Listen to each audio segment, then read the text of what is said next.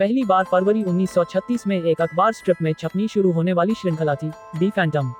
इसके जन्मदाता थे सर ली फॉल्क। यह एक अन्य प्रसिद्ध कॉमिक्स पात्र जादूगर मैनेड्रैक के भी रचयिता थे। एक पात्र के रूप में फैंटम को पहला सुपरहीरो भी माना जाता है, जिसका प्रकाशन अभी तक बरकरार है।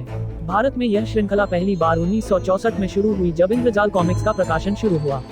बेताल की मेखला नाम से फैंटम सीरीज का पहला कॉमिक्स छपा, जो भारत का पहला हिंदी कॉमिक्स भी माना जाता है।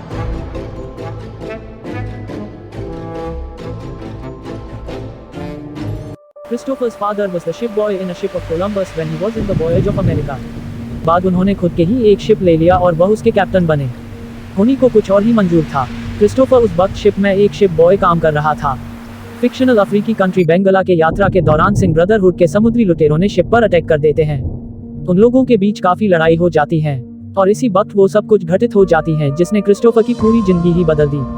उनके आंखों के सामने उनकी पिता की हत्या कर दी जाती है। पूरी शिप को आग के हवाले कर दिया जाता है।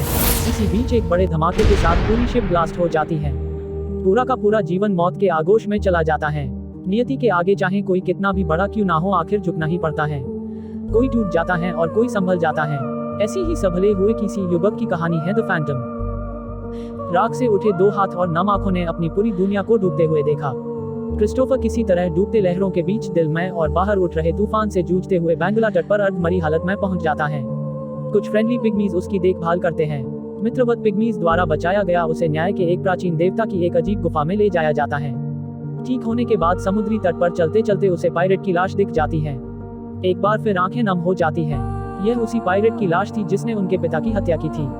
मन में ऊंघ रहे तूफानों के बीच वह अपने आप को संभालता है। 20 साल के लड़के ने कुछ देर तक लाश को देखा और सड़ गल चुकी लाश में से खोपड़ी उठाई।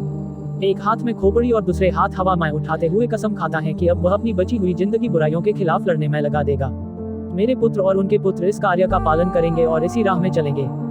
यह थी क्रिस्टोफर वॉकर की कहानी। हमेशा वही आदमी, किंवदंती बड़ी, एक अमर आदमी, प्रेत जो चलता है, आदमी जो मर नहीं सकता।